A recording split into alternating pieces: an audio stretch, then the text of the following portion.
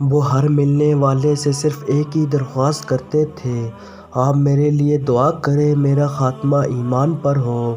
لوگ انہیں خوشحالی، ترقی، صحت اور عہدے کی دعا دیتے تھے، لیکن وہ اسے روک کر فرماتے تھے، آپ کی دعا سر آنکھوں پر، لیکن مہربانی فرما کر آپ میرے لیے صرف اتنی دعا کر دیں، اللہ تعالیٰ مجھے عبدالغفور جیسی موت نصیب کر دے۔ ہم حیران ہو کر پوچھتے تھے، سر یہ عبدالغفور کون تھا؟ وہ ہمارا سوال ہنس کر ٹال دیتے تھے۔ عزیز صاحب کو اللہ تعالیٰ نے ہر لحاظ سے نواز رکھا تھا، وہ اعلیٰ تعلیم یافتہ تھے۔ 1970 کی دہائی میں ہارورڈ یونیورسٹی سے بزنس کی ڈگری لے کر آئے تھے۔ وہ صاحب علم بھی تھے۔ کتابوں کے ڈھیر پر سوتے اور کتابوں کے کمبل میں جاگتے تھے۔ دنیا میں جو بھی اچھی کتاب شائع ہوتی تھی وہ عزیز صاحب تک ضرور پہنچتی تھی اور عزیز صاحب اسے گھول کر پی جاتے تھے۔ اللہ تعالیٰ نے انہیں ایسی صحت کی نعمت سے بھی نوازا رکھا تھا، وہ 72 سال کی عمر میں 22 سال کے جوانوں کا جسم لے کر پھرتے تھے۔ انہیں زندگی میں کبھی سر درد تک نہیں ہوا تھا۔ وہ پیدائشی امیر بھی تھے، والد صاحب زمیندار بھی تھے اور صنعت کار بھی۔ وہ فلور ملوں کے مالک تھے، وہ اپنی گندم پیس کر بیچتے تھے اور کروڑوں کماتے تھے۔ والدین کی واحد اولاد تھے، چنانچہ خاندان کا تمام مال و دولت اور سارا اثاثہ انہیں منتقل ہو گیا اور اللہ تعالیٰ نے انہیں سعادت مند اور پڑھی لکھی اولاد سے بھی نواز رکھا تھا، چنانچہ وہ ہر لحاظ سے ایک شاندار زندگی گزار رہے تھے۔ لیکن وہ اس کے باوجود ہر وقت خود بھی عبدالغفور جیسی موت کی دعا کرتے تھے اور دوسروں سے بھی یہی درخواست کرتے رہتے تھے۔ ہم وجہ پوچھتے تو وہ فرمایا کرتے تھے، بس عبدالغفور مجھے سیدھا اور صحیح راستہ دکھا گیا، اللہ تعالیٰ اسے کروٹ کروٹ جنت نصیب کرے، اور وہ اس کے بعد خاموش ہو جاتے تھے۔ یہ 1999 کا حج تھا۔ مجھے انہوں نے بلایا، بڑے پیار سے ملے اور فرمایا، میں حج پہ جا رہا ہوں اور شاید میں وہاں سے واپس نہ آ سکوں، بس بیٹا میں نے آپ سے صرف ایک درخواست کرنی تھی، میں آپ کو جب بھی یاد آؤں آپ میری اولاد کے لیے ایمان پر خاتمے کی دعا کر دینا۔ میں نے حیرت سے ان کی طرف دیکھا اور عرض کیا، آپ کیسے کہہ سکتے ہیں، آپ حج سے واپس نہیں آئیں گے، اور دوسرا آپ اس بار اپنے بجائے اپنے اولاد کے لیے دعا کیوں کرا رہے ہیں؟ وہ ہنس کر بولے، آپ مجھ سے ہمیشہ عبدالغفور کی کہانی سننا چاہتے تھے، میں سمجھتا ہوں اب وہ کہانی بتانے اور سنانے کا وقت آ گیا ہے۔ عبدالغفور کی داستان سنو، آپ کو میری بات سمجھ آ جائے گی۔ وہ رکے اور پھر آہستہ آواز میں بولے، عبدالغفور ہماری لاہور کی مل میں ملازم تھا، وہ بلا کا کام چور، سست اور دھوکے باز تھا، وہ مل کی گندم اور آٹا چوری کر کے بھی بیچ دیتا تھا، کام میں بھی سستی کرتا تھا اور وہ جیب بھر کے نکھٹو بھی تھا۔ ہم نے کئی بار اسے نکالنے کا فیصلہ کیا، لیکن پھر میں اپنے والد کی وجہ سے رک جاتا تھا۔ میرے والد نے نصیحت کی تھی کہ میرے بعد کسی ملازم کو نوکری سے نہیں نکالنا۔ عبدالغفور مجھے والد کی طرف سے ورثے میں ملا تھا، چنانچہ میں اسے برداشت کرنے پر مجبور تھا۔ عبدالغفور کو زندگی میں کسی نے بھی کبھی نماز پڑھتے دیکھا نہیں تھا اور نہ ہی کوئی نیک کام کرتے دیکھا تھا۔ وہ دبا کا سگریٹ بھی پیتا تھا اور چرس بھی۔ وہ پوری زندگی مقروض بھی رہا تھا۔ ہم ہر سال اپنے ایک ملازم کو حج پر بھجواتے تھے۔ ہم اس ملازم کے تعین کے لیے قرعہ اندازی کرتے تھے۔ ہم نے ایک سال قرعہ اندازی کی اور عبدالغفور کا نام نکل آیا۔ ہم نے اسے حج کی پیشکش کی لیکن اس نے انکار کر دیا۔ لوگوں نے اسے بہت سمجھایا لیکن وہ نہیں مانا، چنانچہ ہم نے دوسرے ملازم کو بھجوا دیا۔ اگلے سال پھر اس کا نام نکل آیا۔ عبدالغفور نے اس سال بھی انکار کر دیا۔ ہم نے دوبارہ قرعہ اندازی کی، دوسری بار اس کا نام آ گیا۔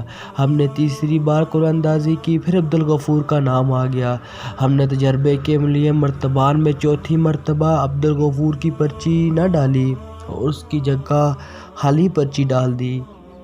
چوتھی مرتبہ پرچی نکالی تو وہ خالی نکلی، گویا اللہ تعالیٰ ہر صورت عبدالغفور کو حج کرانا چاہتا تھا، لیکن وہ نہیں مان رہا تھا۔ ہم نے اس پر بہت زور دیا مگر اس کا کہنا تھا، مجھے تو نماز بھی نہیں آتی، میں حج کر کے کیا کروں گا؟ میں نے آخر میں اس کے ساتھ سودا کیا۔ میں نے اس سے کہا تم حج پر چلے جاؤ، میں تمہیں پورے سال کی تنخواہ اضافی دے دیتا ہوں۔ وہ لالچ میں آ گیا۔ میں نے مولوی صاحب کا بندوبست کیا۔ مولوی صاحب نے اسے نماز اور حج کا طریقہ سکھایا، دعائیں اور آیتیں یاد کرائی اور ہم نے اسے حج پر روانہ کر دیا۔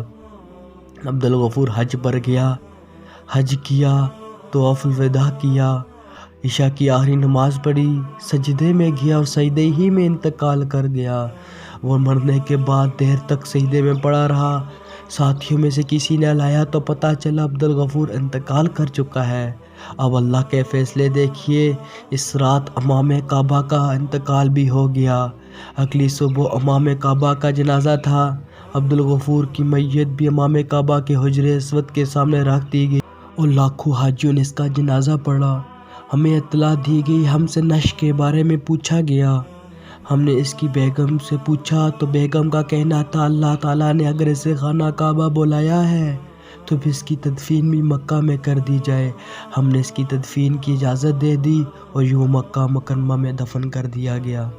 میں اس کے نصیب پر حیران رہ گیا۔ میں اس کی بیگم کے پاس گیا اور اس سے عبدالغفور کی خوش بختی کی وجہ پوچھی۔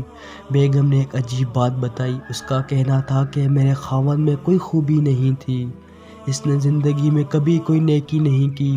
میں خود حیران تھی اللہ تعالیٰ نے اسے کس نیکی کا صلہ دیا۔ میں کئی دن تک سوچتی رہی، پھر مجھے اچانک اس کی ایک اچھی عادت یاد آئی۔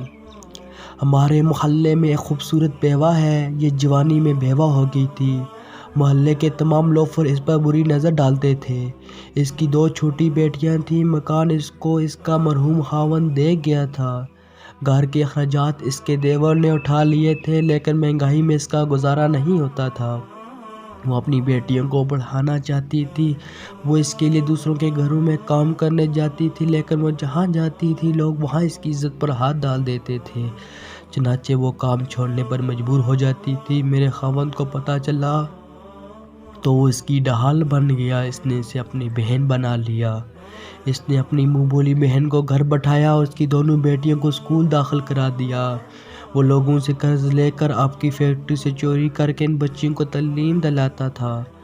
وہ ہفتے 10 دن بعد اپنی منہ بولی بہن کے گھر راشن بھی دے کر آتا تھا، لیکن اس نے راشن دیتے وقت یا بچیوں کی یونیفارم، کتابیں اور فیس دیتے ہوئے کبھی اس کی گھر کی دہلیز پار نہیں کی تھی۔ وہ یہ تمام چیزیں ایک بڑی سی ٹوکری میں رکھتا تھا۔ وہ ٹوکری بیوہ کی دہلیز پہ رکھتا تھا، دروازے پر دستک دیتا تھا اور کہتا تھا مریم بہن میں نے سامان باہر رکھ دیا ہے، آپ اٹھا لیں۔ مریم وہ سامان اٹھاتے ہمیشہ یہی کہتی تھی جا میرے بھائی، اللہ تعالیٰ تمہارا خاتمہ ایمان پر کرے۔ ہمیں یہ دعا عجیب لگتی تھی، لیکن ہم چپ رہتے تھے۔ ہم نے اس سے پچھلے سال بھی حج پر بھجوانے کی کوشش کی، لیکن اس نے یہ سوچ کر انکار کر دیا کہ وہ اگر سعودی عرب چلا گیا تو مریم بہن خود کو بے آسرا محسوس کرے گی۔ وہ اس بار بھی نہیں جانا چاہتا تھا، لیکن آپ نے اسے پورے سال کی اضافی تنخواہ دے دی۔